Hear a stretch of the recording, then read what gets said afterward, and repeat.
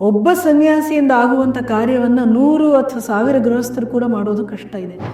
ಮನುಷ್ಯ ತಯಾರಾದರೆ ಬೇರೆಲ್ಲವೂ ಕೂಡ ಅವನ ಸುತ್ತ ಸರಿಯಾಗಿ ನಿರ್ಮಾಣ ಆಗುತ್ತೆ ಅಂತ ಹೇಳಿದ್ರು. ಕಷ್ಟಪಡೋದಕ್ಕೆ ಸಿದ್ಧರಾಗಿರಬೇಕು. ಕಷ್ಟಕ್ಕೆ ಹೆದರಿದವರು ಜೀವನದಲ್ಲಿ ಏನು ಸಾಧನೆ ಮಾಡೋದಕ್ಕೆ ಸಾಧ್ಯ ಇಲ್ಲ. ಹೆಣ್ಣು ಮಕ್ಕಳು ಮದುವೆ ಆಗಲೇಬೇಕು ಅಂತ ಏನಿಲ್ಲ. ವಿವೇಕಾನಂದ ಹೇಳುವಂಥ ಯಾವ ಸಮಸ್ಯೆಯೂ ಕೂಡ ಮನುಷ್ಯನೊಳಗಿರುವಂಥ ಆತ್ಮಶಕ್ತಿಗಿಂತ ದೊಡ್ಡದಲ್ವೇ.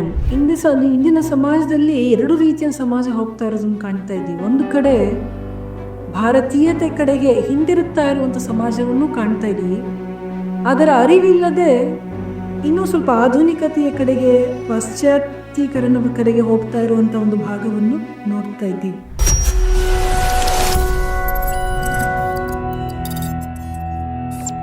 ಎಲ್ರಿಗೂ ನಮಸ್ಕಾರ.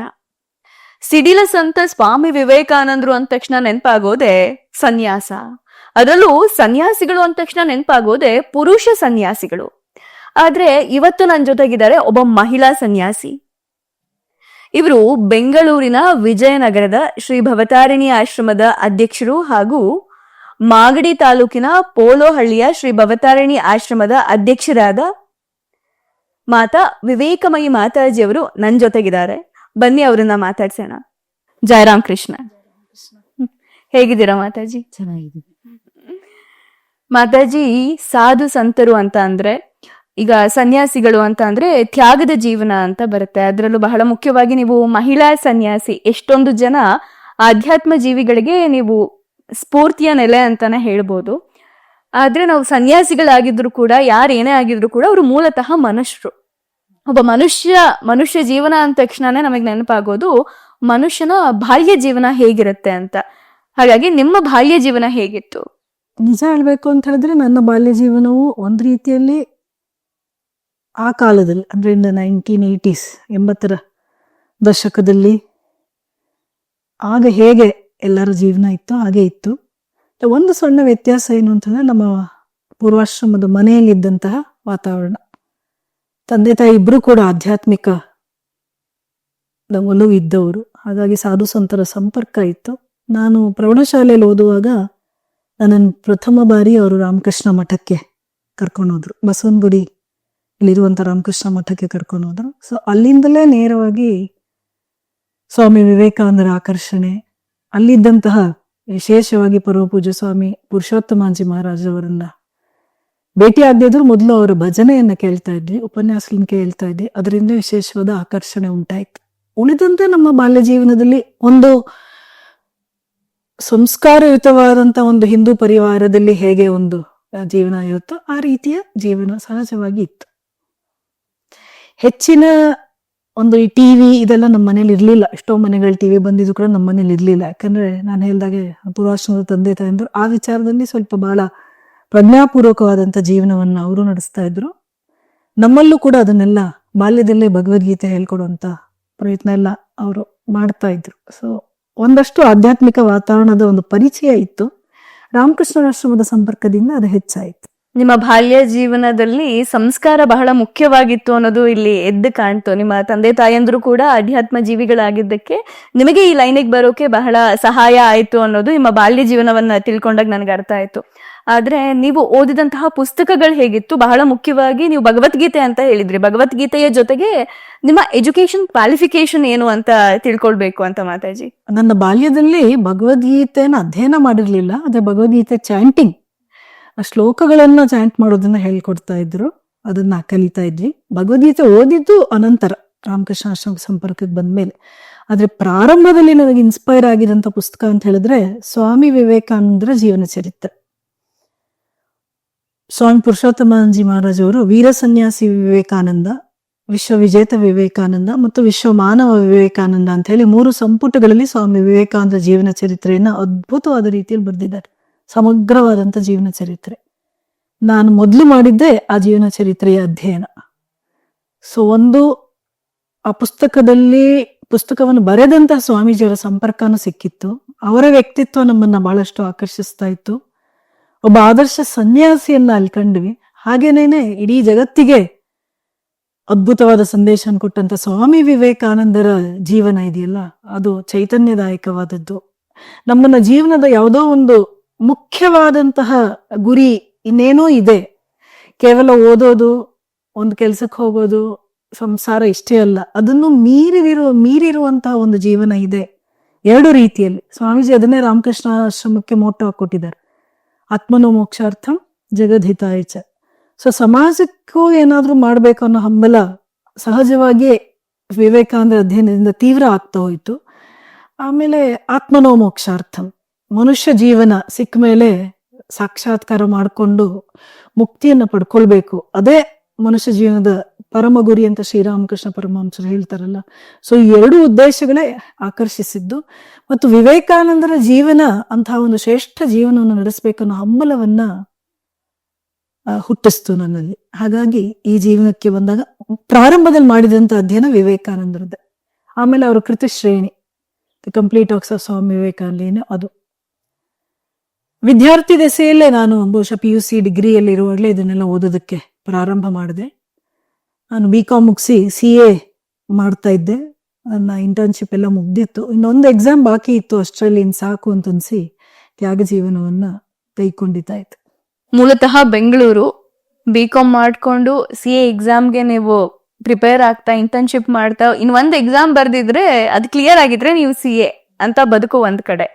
ಆದ್ರೆ ನಿಮ್ಮೆಲ್ಲ ಅಧ್ಯಯನಗಳನ್ನ ನೋಡಿದಾಗ ಮನಸ್ಸು ಮಾತ್ರ ತ್ಯಾಗದ ಜೀವನದ ಕಡೆ. ಇದನ್ನ ಮನೇಲಿ ಹೇಗೆ ಎಕ್ಸೆಪ್ಟ್ ಮಾಡಿದ್ರು ನೀವು ತ್ಯಾಗ ಜೀವನಕ್ಕೆ ಬರ್ತೀರಾ ಅಂತ? ಯಾಕಂದ್ರೆ ಕಾವಿನ ಈ ಸಮಾಜ ಹೇಗೆ ಎಕ್ಸೆಪ್ಟ್ ಮಾಡುತ್ತೆ, ಅದ್ರಲ್ಲೂ ಹೆಣ್ಮಕ್ಳಿಗೆ ಈಗಿನ ಕಾಲದಲ್ಲಂತೂ ಸುಲಭ ಅಲ್ಲ, ಅಂದ್ಮೇಲೆ ಅವಾಗಿನ ಕಾಲದಲ್ಲೂ ಕೂಡ ಅಷ್ಟು ಸುಲಭ ಆಗಿರ್ಲಿಲ್ಲ ಅಂತ ನಾನು ಅನ್ಕೊಳ್ತೀನಿ. ನೀವು ಮನೇಲಿ ಹೇಗೆ ಅಪ್ರೋಚ್ ಮಾಡಿದ್ರಿ, ತ್ಯಾಗ ಜೀವನಕ್ಕೆ ಬಂದಂತ ಹಾದಿ ಹೇಗಿತ್ತು ಅಂತ? ನಾನು ಡಿಗ್ರಿಯಲ್ಲಿ ಓದುವಾಗ ಮತ್ತು CA ಮಾಡುವಾಗ್ಲೂ ಕೂಡ ಆಶ್ರಮದ ಸಂಪರ್ಕ ಸತತವಾಗಿರ್ತಾ ಇತ್ತು. ಬಹುಶಃ ನನ್ನ ತಂದೆ ತಾಯಿಗೆ ಅದರ ಒಂದು ಸುಳಿವು ಸಿಕ್ಕಿರ್ಬೇಕು, ಈ ಜೀವನದಲ್ಲಿ ಆಸಕ್ತಿ ಇದೆ ಅಂತ. ಮತ್ತು ಅವರು ಕೂಡ ಅವರೇ ನನ್ನನ್ನು ಆಶ್ರಮಕ್ಕೆ ಕರ್ಕೊಂಡು ಹೋಗಿದ್ರಿಂದ ಅವರು ನನ್ ಬಹಳ ಅಡಚಣೆ ಆಗ್ಲಿಲ್ಲ. ಸ್ವಲ್ಪ ಕೇಳಿದ್ರು, ನಿಜವಾಗ್ಲೂ ಆಗತ್ತಾ ಈ ಜೀವನ ಮಾಡೋದು ಒಳ್ಳೇದಲ್ವಾ ಅಂತ. ಬಟ್ ಯಾವಾಗ ನಾನು ನನ್ನ ದೃಢ ಮನಸ್ಸನ್ನ ಹೇಳಿದ್ನೋ ಅವ್ರು ಒಪ್ಕೊಂಡ್ರು. I was lucky in that sense, ನನಗೆ ಕಷ್ಟ ಆಗ್ಲಿಲ್ಲ. ಆದ್ರೆ ನಮ್ಮ ಆಶ್ರಮಕ್ಕೆ ಸೇರಿದಂತ ಎಷ್ಟೋ ಯುವತಿಯರ ವಿಚಾರದಲ್ಲಿ ನಾನು ನೋಡಿದ್ದೀನಿ, ಬಹಳ ಕಷ್ಟ ಆಗಿದೆ. ಕೆಲವ್ರು ಬಂದು ಗಲಾಟೆ ಮಾಡಿ ವಾಪಸ್ ಕರ್ಕೊಂಡು ಹೋಗಿರುವಂತ ಸಂದರ್ಭಗಳು, ಅಥವಾ ಹತ್ತು ಕರೆದು ಅವರನ್ನ ಭಾವನಾತ್ಮಕವಾಗಿ ದುರ್ಬಲಗೊಳಿಸಿ ಅವ್ರನ್ನ ಕರ್ಕೊಂಡು ಹೋಗಿರುವಂತ ಸಂದರ್ಭಗಳು. ಮತ್ತೆ ಕೆಲವರು ವಾಪಸ್ ಬಂದಿದ್ದಾರೆ, ಗಟ್ಟಿ ಮನಸ್ಸಿರೋರು ಮತ್ತೆ ದೃಢವಾಗಿರುವವರು. ಹೌದು, ಸಮಾಜದಲ್ಲಿ ಅದರಲ್ಲೂ 25 ವರ್ಷಗಳ ಹಿಂದೆ ಎಲ್ಲ ಹೇಳೋದಾದ್ರೆ ಸ್ತ್ರೀಯರು ಹೀಗೆ ಸ್ವತಂತ್ರವಾಗಿ ಆಶ್ರಮಗಳನ್ನ ಪ್ರಾರಂಭ ಮಾಡಿ ನಡೆಸಿ ಬದುಕುವಂತರ ಕಲ್ಪನೆ ಸ್ವಲ್ಪ ಭಯ, ತಂದೆ ತಾಯಂದ್ರಲ್ಲಿ ಒಂದ್ ಸ್ವಲ್ಪ ಭಯ ಹುಟ್ಟಿಸುವ ರೀತಿಯಲ್ಲೇ ಇತ್ತು. ಅದು ಹೇಗಿರ್ತಾರೆ ಇವರು, ಒಬ್ಬೊಬ್ರೆ ಹೇಗೆ ನಡ್ಸ್ಕೊಂಡು ಹೋಗ್ತಾರೆ, ಇವ್ರ ಜೀವನಕ್ಕೆ ಏನು ಸೆಕ್ಯೂರಿಟಿ ಅನ್ನೋದು. ಆದ್ರೆ ಇಲ್ಲಿ ನಮ್ಮ ಗುರುಗಳ ಪಾತ್ರ ಬಹಳ ವಿಶೇಷ. ಪರಮ ಪೂಜ್ಯ ಸ್ವಾಮಿ ಪುರುಷೋತ್ತಮಾಂಜಿ ಮಹಾರಾಜ್ ಅಂತ ನಾನು ಹೇಳಿದೆ, ಕರ್ನಾಟಕದಲ್ಲಿ ಶ್ರೀರಾಮಕೃಷ್ಣ, ಶಾರದಾಮಾತೆ, ಸ್ವಾಮಿ ವಿವೇಕಾನಂದರ ಜೀವನ ಚರಿತ್ರೆಗಳನ್ನ, ಸಂದೇಶಗಳನ್ನ ಕರ್ನಾಟಕದಾದ್ಯಂತ ಜನಮಾನಸಕ್ಕೆ ತಲುಪಿಸಿದಂತ ಮಹಾಪುರುಷರು. ಅವರ ಜೀವನದಲ್ಲಿ ಅದ್ಭುತವಾದ ಸಾಧನೆಗಳನ್ನ, ಅವರು ಅದ್ಭುತವಾದ ಗಾಯಕರಾಗಿದ್ರು, ಪುಸ್ತಕಗಳನ್ನ ಬರೆದಿದ್ದಾರೆ. ಎಲ್ಲಕ್ಕಿಂತ ಹೆಚ್ಚಾಗಿ 100ಕ್ಕೂ ಹೆಚ್ಚು ತ್ಯಾಗಿಗಳನ್ನ ನಿರ್ಮಾಣ ಮಾಡಿದ್ದಾರೆ. ಅವರ ವಿಶೇಷತೆ ಏನು ಅಂತ ಹೇಳಿದ್ರೆ, ಅವ್ರನ್ನ ನೋಡಿ ಎಷ್ಟೋ ಜನ ತಂದೆ ತಾಯಿನ ನಮ್ಮ ಮಕ್ಳು ನಿಮಗೆ ಸಮರ್ಪಣೆ ಮಾಡ್ತೀವಿ, ಒಳ್ಳೆ ಸನ್ಯಾಸಿಗಳನ್ನ ಮಾಡಿ, ಒಳ್ಳೆ ಸನ್ಯಾಸಿನಿಯರನ್ನ ಮಾಡಿ ಇವರನ್ನ ನೀವು ಮಾಡಬಲ್ಲಿರಿ ಅಂತ ಒಂದು ಭರವಸೆಯಿಂದ ತಂದು ಬಿಟ್ಟು ಹೋದಂತ ಸಂದರ್ಭಗಳಿವೆ. ಸೊ ಮತ್ತು ಅಂತಹ ಗುರುವಿನ ಮಾರ್ಗದರ್ಶನ, ಅಂತಹ ಗುರುವಿನ ಒಂದು ಕೃಪೆ, ಆಶೀರ್ವಾದ ಇದ್ದದ್ರಿಂದ ಅದು ಯಾವ ರೀತಿಯಲ್ಲೂ ಕಷ್ಟ ಅಷ್ಟು ಅನ್ನಿಸ್ಲಿಲ್ಲ. ಆ ಧೈರ್ಯ ನಮ್ಗೆಲ್ಲ ಇದ್ದದ್ದು ಒಂದೇ ಧೈರ್ಯ, ಏನು ಅಂತ ಹೇಳಿದ್ರೆ ಸ್ವಾಮೀಜಿ ಇದ್ದಾರೆ, ನಮ್ಮ ಗುರುಗಳು ನಮ್ಮ ಪಾಲಿಗಿದ್ದಾರೆ, ಏನಿದ್ರೂ ಕೂಡ ಎದುರಿಸಬಹುದು ಅಂತ ಹೇಳುವಂತ ಒಂದು ಅವ್ಯಕ್ತವಾದಂತಹ ಮಾತಿಲ್ಲದೆಯೇ ಅರ್ಥ ಆಗುವಂತ ಒಂದು, ಹೃದಯಕ್ಕೆ ಅರ್ಥ ಆಗುವಂತ ಒಂದು ಭರವಸೆ, ಅದು ಧೈರ್ಯ ನಮ್ ಬಂದದ್ರಿಂದ ನನಗೆ ವೈಯಕ್ತಿಕವಾಗಿ ಕಷ್ಟ ಆಗಿಲ್ಲ. ಬಟ್ ಇವತ್ತಿಗೂ ಕೂಡ ಸಮಾಜದಲ್ಲಿ ಹೆಣ್ಮಕ್ಳು ಈ ಜೀವನ ತೆಗೆದುಕೊಳ್ಬೇಕಾದ್ರೆ ಕಷ್ಟ ಇದೆ. ಎಷ್ಟೋ ಜನ ಹೇಳ್ದೇನೆ ಬರ್ಬೇಕಾಗುತ್ತೆ. ಆದ್ರೆ ಸಾಮಾನ್ಯವಾಗಿ ನಮ್ಮ ಆಶ್ರಮಗಳಲ್ಲಿ ನಾವು ತಂದೆ ತಾಯಿಯ ಅನುಮತಿ ಇರಬೇಕು ಅಂತ ಹೇಳ್ತೀವಿ, ಯಾವುದೇ ರೀತಿಯ ಮುಂದೆ ಸಮಸ್ಯೆಗಳಾಗಬಾರ್ದು ಅಂತ ಹೇಳಿ. ಹಾಗಾಗಿ ಅನುಮತಿ ಕೇಳಿದಾಗ ಅವ್ರು ಬೇಡ ಅಂತ ಹೇಳ್ತಾರೆ. ಬಹಳ ಹೋರಾಟ ಮಾಡಿ ಕೆಲವರೆಲ್ಲ ಒಪ್ಸಿ ಬರ್ಬೇಕಾಗತ್ತೆ. ಸುಲಭವಾಗಿ ಒಪ್ಕೊಂಡು ಕಳಿಸ್ಕೊಡೋರು ಬಹಳ ಕೆಲವರೇ. ಹಾಗೆ ನನ್ನ ದಿವ್ಯತೆಯರ ಕೃಪೆ, ನನಗದು ಸುಲಭ ಆಯ್ತು. ನಿಮಗೆ ಈಸಿ ಆಯ್ತು ಈ ಮಾರ್ಗಕ್ಕೆ ಬರೋಕೆ ಅಂತ ಹೇಳಿದ್ರಿ. ಆದ್ರೆ ಒಂದಿಷ್ಟು ಜನಕ್ಕೆ ಈಗಿನ ಕಾಲದಲ್ಲಿ ಆಧ್ಯಾತ್ಮ ಅನ್ನೋದು ಫ್ಯಾಷನ್ ಆಗ್ತಾ ಇದೆ. ಎಕ್ಸಾಂಪಲ್ ಹೇಳ್ಬೇಕು ಅಂದ್ರೆ ವೈರಾಗ್ಯಕ್ಕೂ ಸೋಮಾರಿತನಕ್ಕೂ ಸಾಗರದಷ್ಟು ಅಂತರ. ಈಗಿನ ಕಾಲದಲ್ಲಿ ಸ್ವಲ್ಪ ಏನಾದ್ರೂ ಬೇಜಾರಾಯ್ತು, ಸ್ವಲ್ಪ ಏನಾದ್ರೂ ನಾವು ಮನೆಯಿಂದ ಏನೋ ಜಗಳ ಮಾಡ್ಕೊಂಡ್ವಿ, ಇನ್ನೂ ಹೆಚ್ಚಾಗಿ ಹೇಳ್ಬೇಕಂದ್ರೆ ಏನೋ ಒಂದು ಬ್ರೇಕಪ್ ಆಯ್ತು, ಮತ್ತೊಂದು ಆಯ್ತು ಅಂದ ತಕ್ಷಣನೇ ನನಗೆ ವೈರಾಗ್ಯ ಬಂದ್ಬಿಡ್ತು, ನನಗೆ ಏನೋ ಬೇಡ ಈ ಪ್ರಪಂಚದಲ್ಲಿ ಎಲ್ಲಾ ಬಿಟ್ಟು ನಾನು ಏನೋ ಮಠ ಸೇರ್ಕೊಬಿಡ್ತೀನಿ, ಆಶ್ರಮ ಸೇರ್ಕೊಬಿಡ್ತೀನಿ ಅಂತ ತರುಣಿಯರು ಹೇಳೋ ಅಂತ ಮಾತುಗಳಿದು. ಆದ್ರೆ ಒಂದು ಈ ಶಾರದಾ ಆಶ್ರಮಕ್ಕಾಗಿರ್ಬೋದು, ನಮ್ಮ ರಾಮಕೃಷ್ಣ ಆಶ್ರಮಕ್ಕಾಗಿರ್ಬೋದು, ಯಾರಾದ್ರೂ ಯುವಕ ಯುವತಿಯರು ಬಂದು ಸೇರ್ಕೊಳ್ತಾರೆ ಅಂದ್ರೆ ಪ್ರೊಸೀಜರ್ ಏನಿದೆ, ಬಂದಂತ ಎಲ್ಲಾ ಯುವತಿಯರನ್ನ ನೀವು ಸೇರ್ಸ್ಕೊಳ್ತೀರಾ ಅಥವಾ ಒಂದು ಎಜುಕೇಶನ್ ಕ್ವಾಲಿಫಿಕೇಶನ್ ಅನ್ನೋದಾಗಿರ್ಬೋದು, ಅವರನ್ನ ಆಧ್ಯಾತ್ಮವಾಗಿ ಯಾವ ರೀತಿ ಗಟ್ಟಿಯಾಗಿ ನೀವು ತಯಾರು ಮಾಡ್ತೀರಾ ಅಂತ. ಇನ್ಫ್ಯಾಕ್ಟ್ ಮಾತಾಜಿ ನನ್ನ ಒಂದು ಪುರುಷೋತ್ತಮಾನಂದಜಿ ಇದು ಒಂದು ಓದ್ತಾ ಇದೆ, ಯಶಸ್ಸಿನ ರಹಸ್ಯ ಅಂತ. ಅದರಲ್ಲಿ ಸ್ವಾಮೀಜಿ ಬರ್ದಿದ್ರು ಏನಂದ್ರೆ, ಹೀಗೆ ಒಬ್ಬ ಯುವತಿ ಬೇಜಾರಾಗಿ ಬರೀತಾಳೆ, ಒಂದು ಲೆಟರ್ ಬರೀತಾಳೆ, ನಂಗೆ ಬೇಜಾರಾಗ್ಬಿಟ್ಟಿದೆ, ನಾನು ಬಂದ್ಬಿಡ್ತೀನಿ, ನಾನು ಸನ್ಯಾಸಿ ಆಗ್ಬಿಡ್ತೀನಿ, ಹಾಗೆ ಹೀಗೆ ಅಂತ. ಒಂದು ಆಫ್ಟರ್ 6 months ಅವಳ ಮೈಂಡ್ ಫುಲ್ ಚೇಂಜ್ ಆಗಿರುತ್ತೆ. ಇಲ್ಲ, ಬಾಯ್ ಫ್ರೆಂಡ್ ನನ್ನ ಜೊತೆ ಚೆನ್ನಾಗ್ ಆಗ್ಬಿಟ್ಟ, ನನ್ಗೆ ಅವನ ಜೊತೆನೆ ಮದುವೆ ಆಗ್ತೀನಿ ಅಂತ. ಈ ತರದನ್ನೆಲ್ಲ ನೀವ್ ಹೇಗ್ ಹ್ಯಾಂಡಲ್ ಮಾಡ್ತೀರಾ ಅಂತ. ಸತ್ಯ ಭಾವನಾ, ನೀ ಹೇಳ್ದಾಗೆ ಸನ್ಯಾಸಕ್ಕೂ ಅಥವಾ ವೈರಾಗ್ಯಕ್ಕೂ ಸೋಮಾರಿತನಕ್ಕೂ ಅಜಗಜಾಂತರ, ಸಾಗರದಷ್ಟು ಬದಲಾವಣೆ. ಆದ್ರೆ ಸನ್ಯಾಸಿಯ ಜೀವನ ಒಂದು ರೀತಿಯಲ್ಲಿ ಪ್ರವೃತ್ತಿ ಮಾರ್ಗ ಅಲ್ಲ, ಅದು ನಿವೃತ್ತಿ ಮಾರ್ಗ. ಏನೋ ಒಂದು ಕಾರ್ಯಪ್ರವೃತ್ತವಾಗಿ ನಾವೇನೋ ಸಮಾಜದಲ್ಲಿ ಒಂದು ಕಲ್ಪನೆ ಏನು ಅಂತ ಹೇಳಿದ್ರೆ, ದುಡಿತಾರೆ, ಏನೋ ಒಂದು ಮಾಡ್ತಾರೆ ಅಂತ ಹೇಳಿದ್ರೆ ಏನೋ ಒಂದು ಮಾಡ್ತಾ ಇದ್ದಾರೆ ಅಂತ. ಸನ್ಯಾಸಿಗಳು ಸುಮ್ಮನೆ ಇರ್ತಾರೆ ಅಂತ ಹೇಳಿದ್ರೆ ಅದು ಸೋಮಾರಿತನ ಅಂತ ಅನ್ಸುತ್ತೆ. ಸ್ವಾಮಿ ವಿವೇಕಾನಂದ ಜೀವನದಲ್ಲೇ ಒಂದು ಘಟನೆ ಬರುತ್ತೆ. ಅವರನ್ನ ಒಂದು ಟ್ರೈನಲ್ಲಿ ಹೋಗ್ಬೇಕಾದ್ರೆ ಒಬ್ಬ ತುಂಬಾ ಆಡ್ಕೊಳ್ತಾನೆ, ನೀವು ಎಷ್ಟು ಸೋಮಾರಿಗಳು, ಯಾಕೆ ನೀವೇನು ದುಡಿಯೋದಿಲ್ಲ ಅಂತೆಲ್ಲ ಹೇಳಿ. ಸ್ವಾಮೀಜಿ ಸುಮ್ಮನೆ ಇರ್ತಾರೆ. ಆಮೇಲೆ ಹಸುವಾದಾಗ ರಾಮ ಅವ್ರಿಗೆ ಯಾರನ್ನೋ ಮೂಲಕ ಊಟ ಕಳಿಸ್ತಾನೆ ಅಂತ ಒಂದು ಸಾರಸ್ಯದ. ಸ್ವಾಮಿ ವಿವೇಕಾನಂದ ಕೂಡ ಈ ಪ್ರಶ್ನೆಯನ್ನು ಬಹಳ ಜನ ಕೇಳಿರ್ತಾರೆ, ನೀವು ಗಟ್ಟುಮುಟ್ಟಾಗಿದ್ದೀರಾ, ಯಾಕೆ ದುಡಿಬಾರದು, ಯಾಕೆ ಭಿಕ್ಷೆ ಬೇಡ್ತೀರಾ, ಯಾಕೆ ಬದುಕ್ತೀರಾ ಅಂತ. ಆದ್ರೆ ನೆನ್ಪಿಟ್ಕೋಬೇಕು, ಒಬ್ಬ ಸನ್ಯಾಸಿಯ ಜೀವನದಿಂದ ಸಮಾಜದಲ್ಲಿ ಸಾವಿರಾರು ಜನರಿಗೆ ಒಳಿತುಂಟಾಗತ್ತೆ ಹಲವಾರು ರೀತಿಗಳಲ್ಲಿ. ಅವನು ಹೊರನೋಟಕ್ಕೆ ಸುಮ್ಮನೆ ಇರುವಂತೆ ಕಾಣಿಸಿದ್ರು ಕೂಡ ಶ್ರೀರಾಮಕೃಷ್ಣರ ಬಗ್ಗೆ ನನಗೆ ರವೀಂದ್ರನಾಥ್ ಟಾಗೋರ್ ಹೇಳಿರೋದು ಅನ್ಸುತ್ತೆ. ಏನು ಅಂತ ಹೇಳಿದ್ರೆ, ಬಾಹ್ಯ ನೋಟಕ್ಕೆ ಶ್ರೀರಾಮಕೃಷ್ಣ ಏನನ್ನೂ ಮಾಡ್ಲಿಲ್ಲ, but internally he was very active ಅಂತ. ದಕ್ಷಿಣೇಶ್ವರದ ದೇವಸ್ಥಾನದಲ್ಲೇ ಇದ್ದು ಬಿಟ್ರು, ಅವ್ರು ಎಲ್ಲೂ ಹೋಗ್ಲೇ ಇಲ್ಲ ಅಲ್ಲಿಂದ ಬಿಟ್ಟು. ಆದ್ರೆ ಅವ್ರ ಜೀವನ ಎಷ್ಟು ಆಕ್ಟಿವ್ ಅಂತ ಹೇಳಿದ್ರೆ, ಅವರಿಂದ ಎಷ್ಟೆಲ್ಲ ಕಾರ್ಯ ನಡೆದೋಯ್ತು. ಅವರು ಕಾರಣವಾಗಿ ಸ್ವಾಮಿ ವಿವೇಕಾನಂದರ ಮೂಲಕ, ಅವರ ಇತರ ಶಿಷ್ಯರ ಮೂಲಕ ಎಷ್ಟೆಲ್ಲ ಕಾರ್ಯ. So internally was very active ಅನ್ನೋ ಅರ್ಥದಲ್ಲಿ ಹೇಳ್ತಾರೆ. ಹಾಗೆ ಒಬ್ಬ ಸನ್ಯಾಸಿ ಇಡೀ ಎಷ್ಟು ಸಮಾಜದಲ್ಲಿ ಇರುವಂತ ಜನರಿಗೆ ಸಾಂತ್ವನ ಕೊಡ್ತಾನೆ, ಧರ್ಮದ ಜೀವನದ ಬಗ್ಗೆ ಮಾರ್ಗದರ್ಶನ ಕೊಡೋದಕ್ಕೆ ಸಾಧ್ಯ ಆಗುತ್ತೆ, ಅಧ್ಯಾತ್ಮದ ಬಗ್ಗೆ ಮಾರ್ಗದರ್ಶನ ಕೊಡ್ತಾನೆ. ಇನ್ನು ಇವಾಗಂತೂ ರಾಮಕೃಷ್ಣ ಮಠ ಮತ್ತು ಇವತ್ತಿನ ಕಾಲದಲ್ಲಿ ಹಲವಾರು ಸನ್ಯಾಸಿಗಳ ಸಂಸ್ಥೆಗಳು ನಾವೇನ್ ಗಮನಿಸ್ತೀವಿ ಅಂತಂದ್ರೆ, ಎಲ್ಲರೂ ಕೂಡ ಸೇವಾ ಚಟುವಟಿಕೆಗಳನ್ನು ಕೈಗೊಂಡಿರ್ತಾರೆ. ಬಡವರಿಗೆ ಆಸ್ಪತ್ರೆಗಳು, ಶಾಲೆಗಳನ್ನ ನಡೆಸೋದು, ಇಂಥ ಹಲವಾರು ಕಾರ್ಯಕ್ರಮಗಳು. ಒಬ್ಬ ಸನ್ಯಾಸಿಯಿಂದ ಆಗುವಂತ ಕಾರ್ಯವನ್ನ 100 ಅಥವಾ 1000 ಗೃಹಸ್ಥರು ಕೂಡ ಮಾಡೋದು ಕಷ್ಟ ಇದೆ. ಅಷ್ಟರ ಮಟ್ಟಿಗೆ ಒಬ್ಬ ಸನ್ಯಾಸಿ ಕಾರ್ಯಪ್ರವೃತ್ತನಾಗ್ತ. ಆಶ್ರಮ ಜೀವನ ಅಂದ್ರೆ ಅದು ಶ್ರಮದ ಜೀವನ ಅಂತಲೇ ಅರ್ಥ. ಅಲ್ಲಿ ಸೋಮಾರಿತನ ಅಲ್ಲ, ಇಲ್ಲಿ ಸೋಮಾರಿತನಕ್ಕೆ ಅವಕಾಶವೇ ಇಲ್ಲ.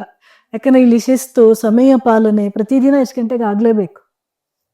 ಕೆಲವೊಮ್ಮೆ ನಾವು ಒಪ್ಕೊಂಡಿರೋ ಕಾರ್ಯಕ್ರಮಗಳು ನಡೆಸ್ಬೇಕಾದ್ರೆ ನಮ್ಗೆ ಎಷ್ಟೇ ಕಾಯಿಲೆ ಇದ್ರು, ಜ್ವರ ಬಂದಿದ್ರು ಹೋಗಿ ಮಾಡ್ತಾನೆ ಇರ್ತೀವಿ. ಎಲ್ಲರೂ ಮಾಡ್ತಾ ಇರ್ತಾರೆ ಆ ಥರ ಸನ್ಯಾಸಿ ಜೀವನ. ಸೊ ಇಲ್ಲಿ ಹೆಚ್ಚು ಕಡಿಮೆ ನಮಗೆಲ್ಲ ಹಾಲಿಡೇ ಅನ್ನೋದೆಲ್ಲ ಬಹಳ ದೂರದ ಕಲ್ಪನೆ ಅದು. ಸೊ ಇಲ್ಲಿ ಇನ್ನೂ ಹೆಚ್ಚಿನ ಶ್ರಮ ಇರೋದ್ರಿಂದ ಇದನ್ನ ಯಾವ ರೀತಿಯಲ್ಲೂ ಇದು ಸೋಮಾರಿತನ ಅಂತ ಅನ್ಸೋದೇ ಇಲ್ಲ. ಕೆಲವೊಮ್ಮೆ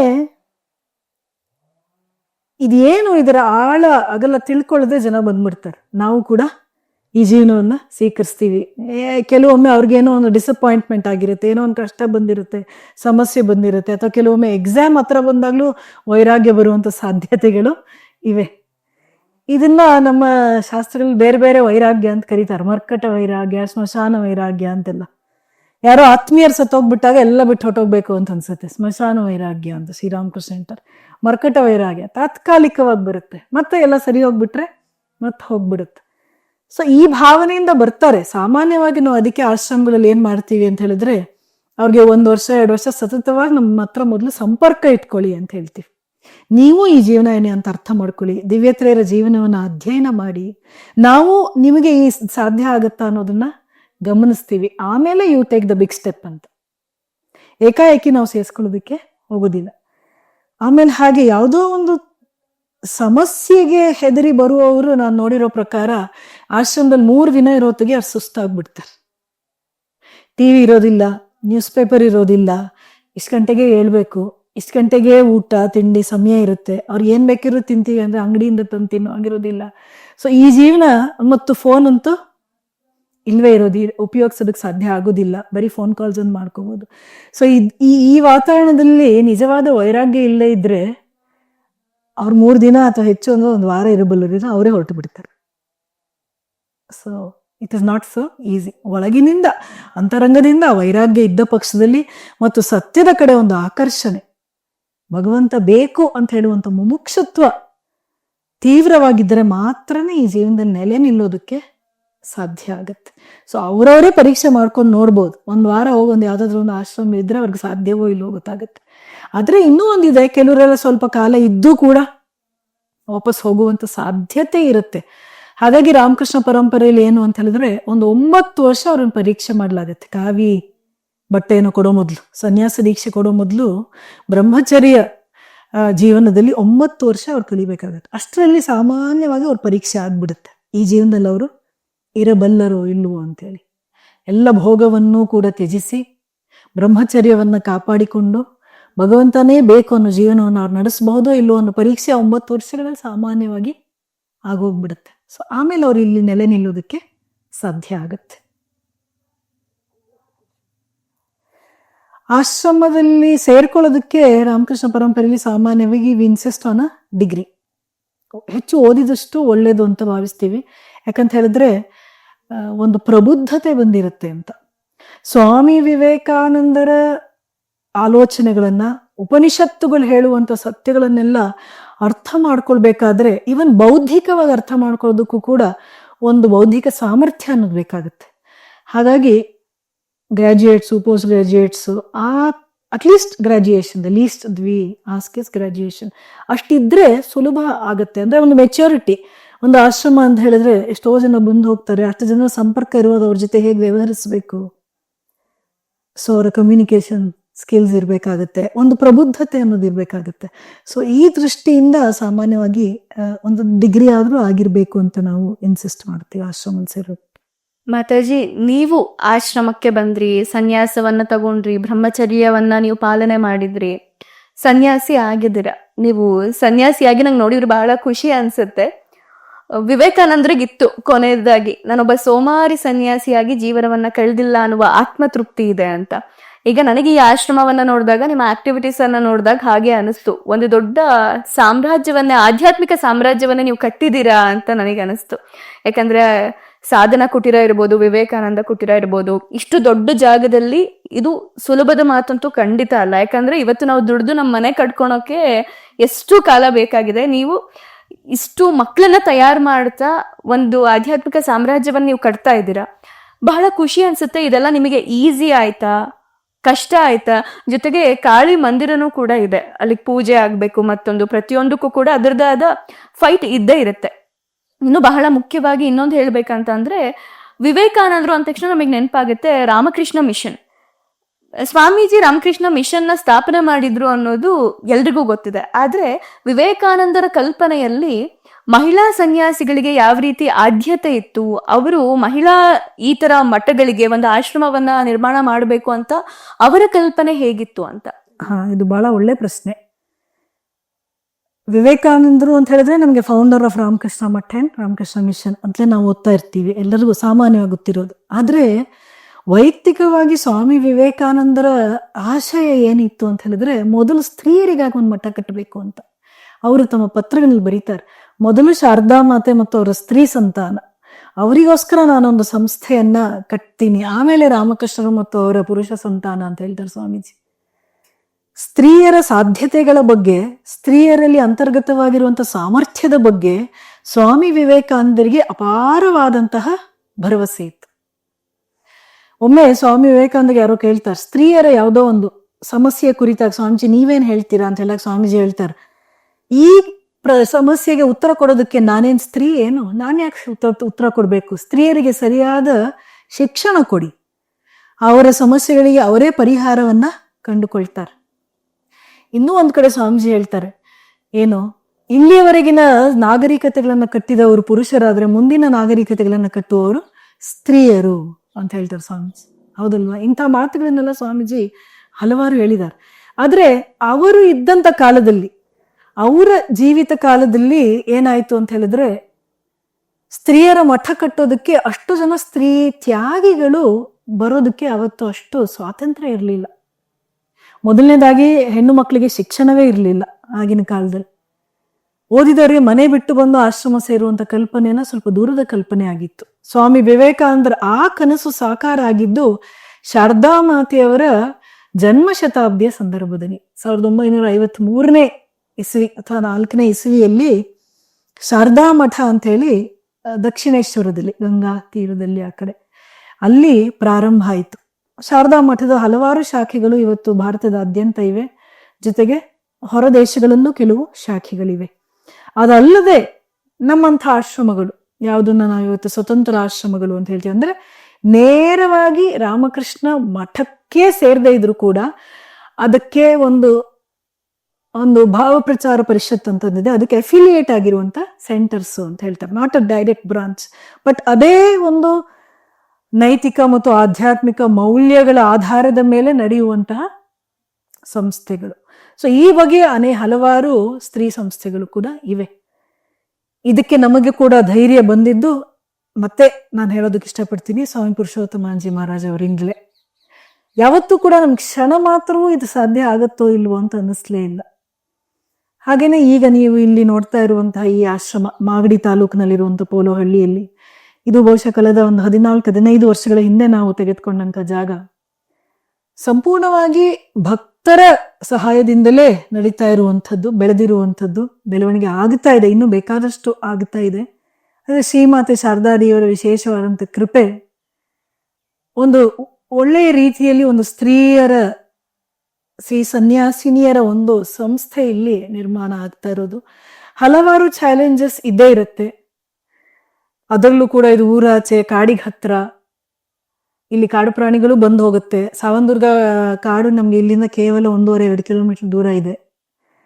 ಸೊ ಆ ಬಗೆಯ ಸಮಸ್ಯೆಗಳಿರ್ಬೋದು, ಅಥವಾ ಇಲ್ಲಿ ಸುತ್ತಮುತ್ತ ಕೆಲವೊಮ್ಮೆ ಬೇರೆ ಬೇರೆ ಹಳ್ಳಿಗಳಿಂದ ಆಗುವಂಥ ಸಮಸ್ಯೆಗಳಿರ್ಬೋದು, ಹಲವಾರು ಸಮಸ್ಯೆಗಳು. ಬಟ್ ಎಲ್ಲ ಸಮಸ್ಯೆಗಳು ಕೂಡ ಹಾಗೆ ಸುಲಭವಾಗಿ ಶಾರದಾ ಮಾತೆಯವರು ಹಾಗೆ ಅದನ್ನ ಪರಿಹಾರವನ್ನು ಕೊಟ್ಟಿದ್ದಾರೆ. ಒಂದೇನು ಅಂತ ಹೇಳಿದ್ರೆ, ಸ್ವಾಮಿ ವಿವೇಕಾನಂದರು ಯಾವಾಗಲೂ ಹೇಳುವಂಥ ಒಂದು ಮಾತು ನನಗೆ ನೆನಪಿರೋದು, ಮನುಷ್ಯ ತಯಾರಾದರೆ ಬೇರೆ ಎಲ್ಲವೂ ಕೂಡ ಅವನ ಸುತ್ತ ಸರಿಯಾಗಿ ನಿರ್ಮಾಣ ಆಗುತ್ತೆ ಅಂತ ಹೇಳಿದ್ರು.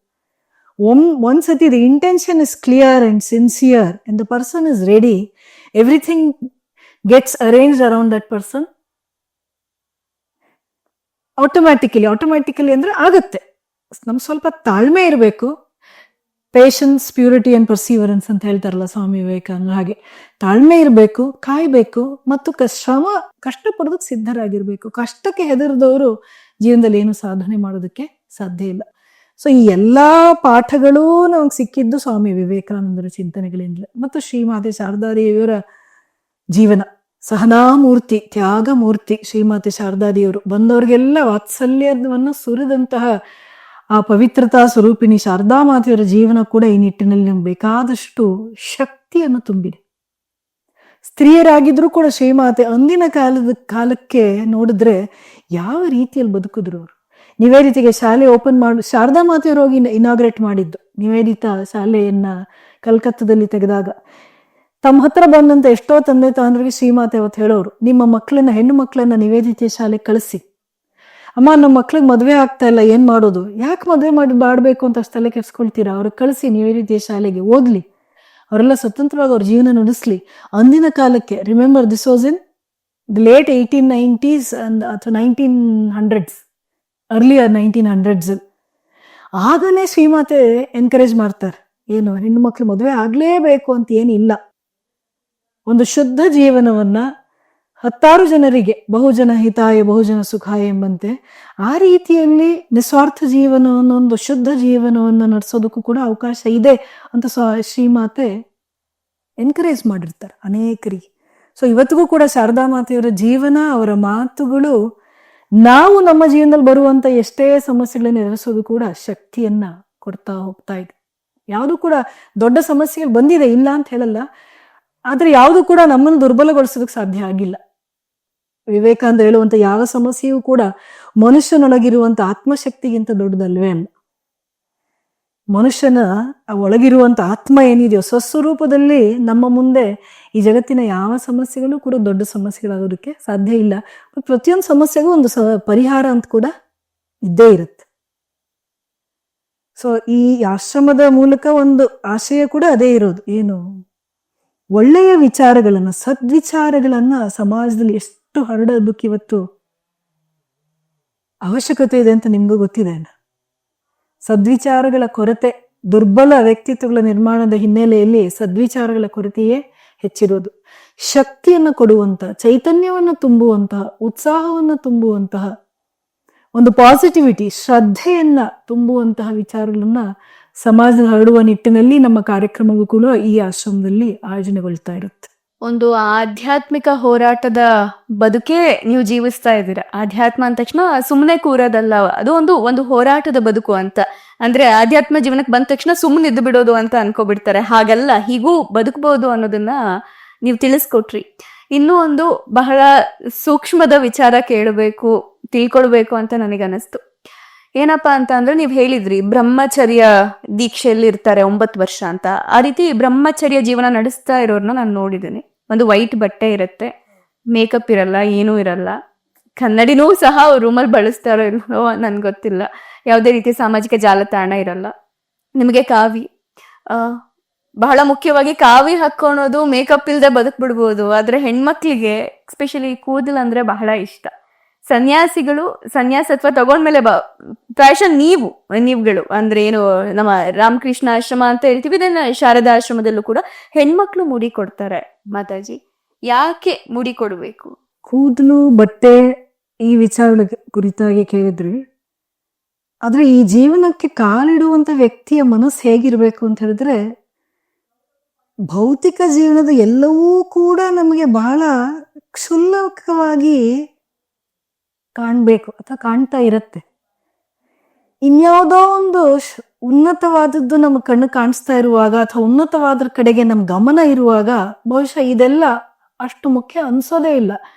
ಇದನ್ನ ಮನಸ್ಸಿನಲ್ಲಿ ಆಸೆ ಬಂದು ನಾವು ಅದನ್ನ ತಡೆದು ಹಿಡಿದು ಅದನ್ನ ದೂರ ಮಾಡ್ತಾ ಇರ್ತೀವಿ ಅಂತೇನಲ್ಲ.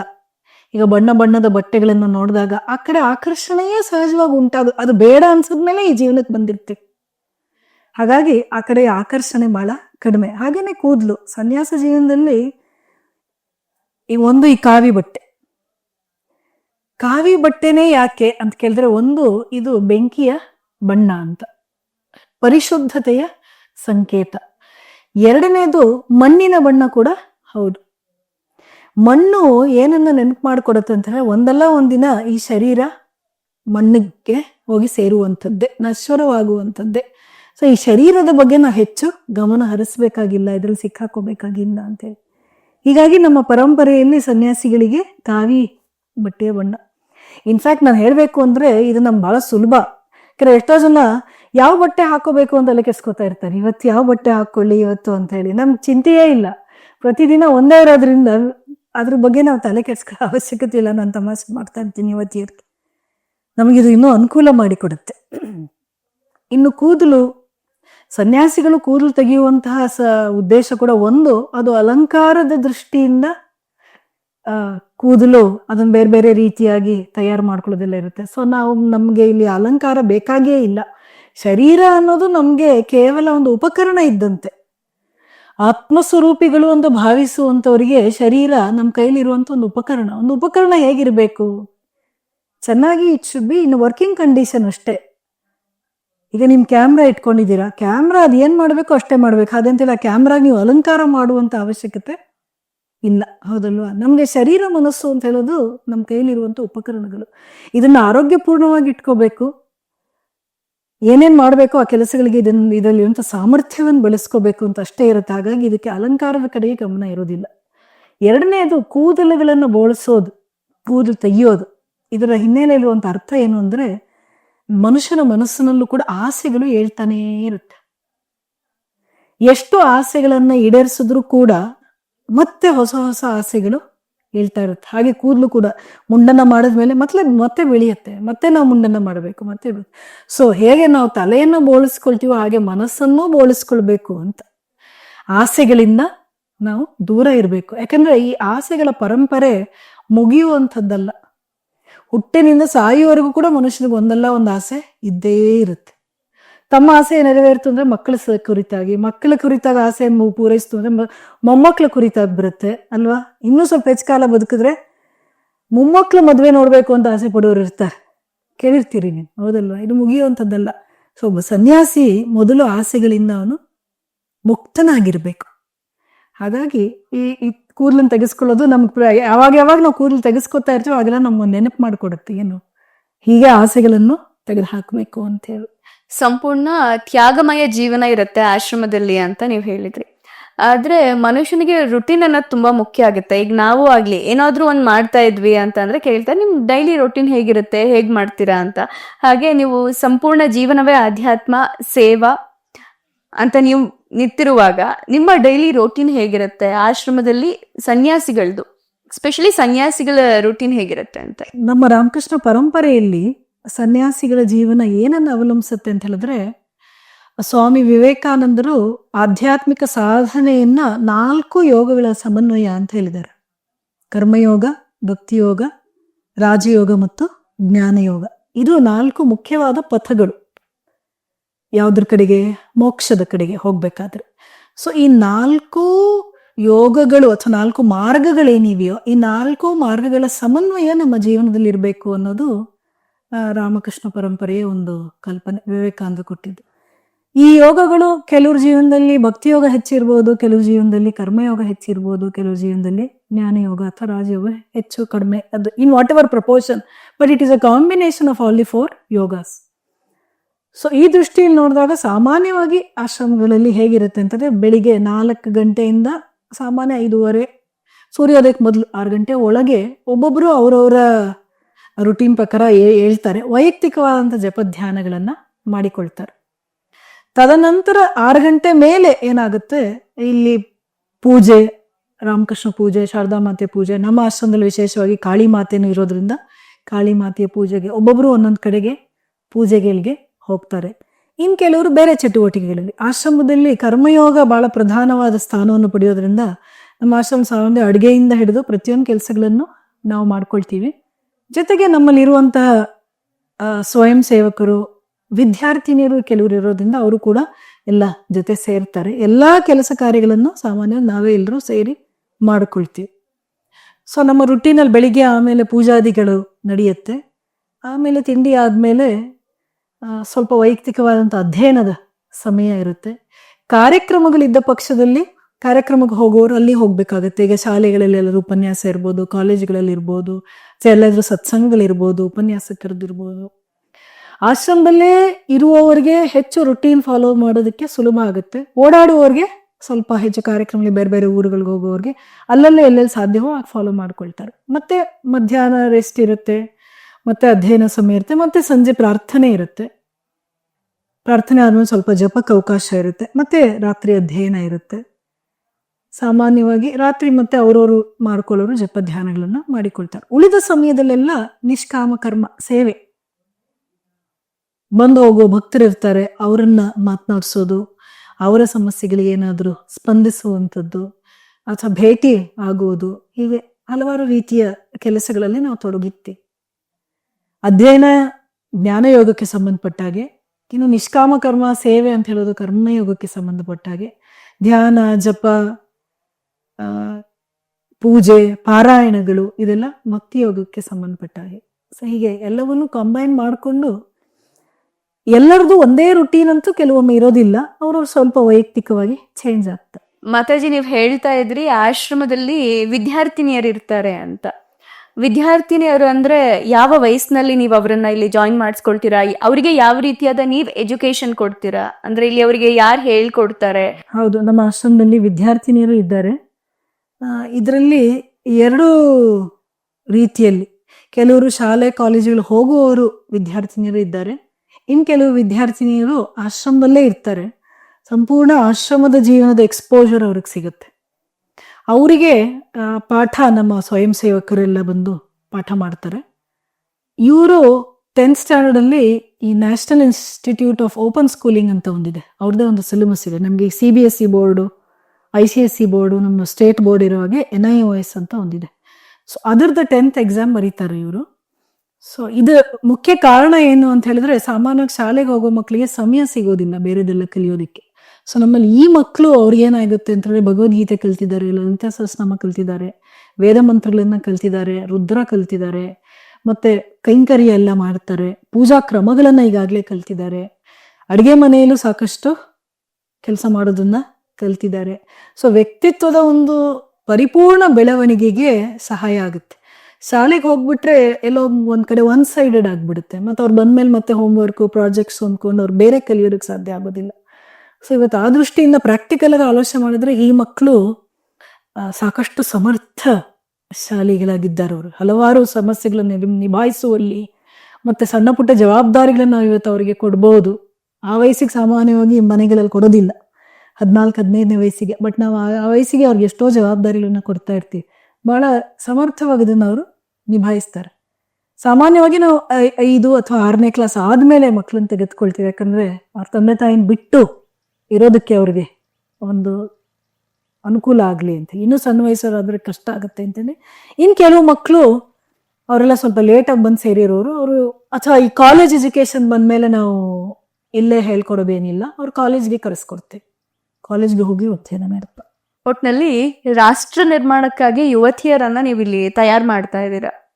ಇಲ್ಲಿಯ ಯುವತಿಯರಿಗೆ ಯಾವ ರೀತಿಯಾದ ಆಹಾರ ವ್ಯವಸ್ಥೆ ಇರುತ್ತೆ? ಎಸ್ಪೆಷಲಿ ಹೆಣ್ಮಕ್ಳು ಇರೋದಕ್ಕೆ ಒಂದು ಪ್ರೌಢಾವಸ್ಥೆಯಲ್ಲಿ ಬಂದಾಗ ಹಲವಾರು ಸಮಸ್ಯೆಗಳನ್ನ ಅವ್ರು ಎದುರಿಸ್ಬೇಕಾಗುತ್ತೆ.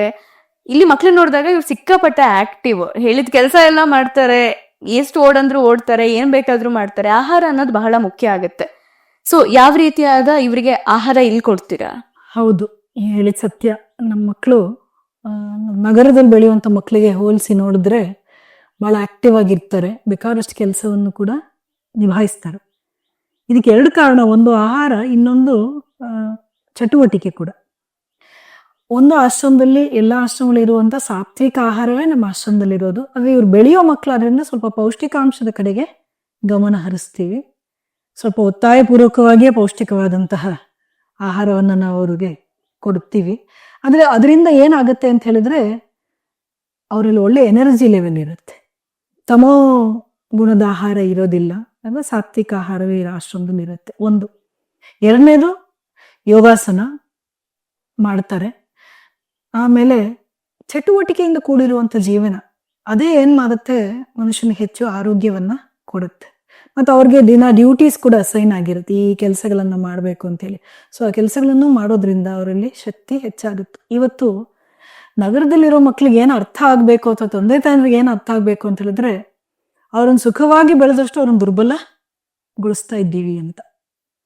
ಅನುಕೂಲಕರವಾಗಿ ಬೆಳೆಸ್ತೀವಿ, ಸುಖವಾಗಿ ಬೆಳೆಸ್ತೀವಿ, ಏನೂ ಕೆಲಸ ಮಾಡಿಸೋದಿಲ್ಲ ಅನ್ನೋದ್ರ ಮೂಲಕ ಅವರನ್ನ ಹೆಚ್ಚೆಚ್ಚು ದುರ್ಬಲಗೊಳಿಸ್ತಾ ಇದೆ ಆಧುನಿಕ ಸಮಾಜ. ಅವರನ್ನು ನಾವು ಮುಂದಿನ ಜೀವನದ ಚಾಲೆಂಜಸ್ಗೆ ತಯಾರು ಮಾಡಬೇಕಂದ್ರೆ ಅವ್ರನ್ನ ಹೆಚ್ಚೆಚ್ಚು ಶಕ್ತಿಯುತವಾಗಿ ಬೆಳೆಸ್ಬೇಕು.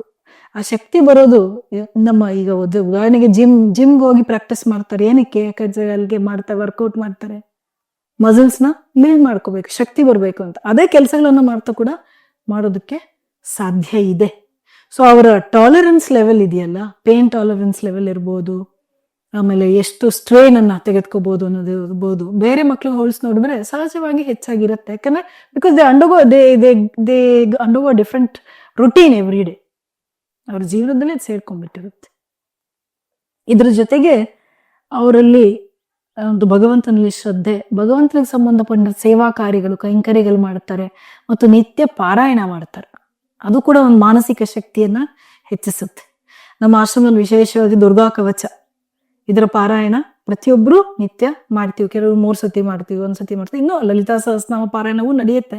ವಿಶೇಷವಾಗಿ ದುರ್ಗಾ ಕವಚ, ತಾಯಿ ದುರ್ಗೆಯ ರಕ್ಷಣೆ ಎಲ್ಲ ರೀತಿಯಲ್ಲೂ, ಮಾನಸಿಕವಾಗಿ, ಶಾರೀರಿಕವಾಗಿ, ಆಧ್ಯಾತ್ಮಿಕವಾಗಿ ಎಲ್ಲ ರೀತಿಯಲ್ಲೂ ಕೂಡ ಅವಳನ್ನು ನಮ್ಮನ್ನ ರಕ್ಷಿಸಿ ಮುನ್ನಡೆಸಲಿ ಅಂತ ಹೇಳುವಂತ ಒಂದು ಭಾವದಿಂದ ದುರ್ಗಾ ಕವಚವನ್ನ ನಿತ್ಯ ಪಾರಾಯಣ ಎಲ್ಲ ಮಕ್ಕಳು ಕೂಡ ಮಾಡ್ತಾರೆ, ದೇವಿ ಸ್ತುತಿಯ ಕೆಲವು ಭಾಗಗಳನ್ನು ಮಾಡ್ತಾರೆ.